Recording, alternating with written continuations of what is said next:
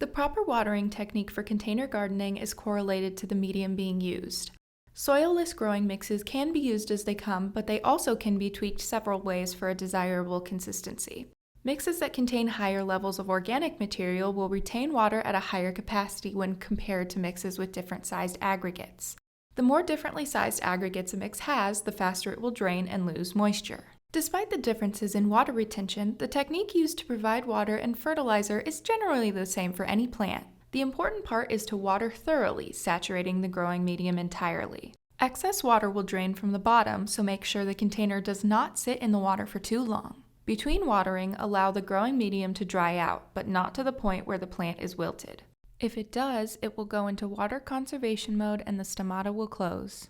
The plant will not perform transpiration and the flow of water and nutrients will be cut off. This can have a negative effect on the nutrients in the plant, especially with the calcium intake. Plants require a constant supply of calcium to form the various plant structures.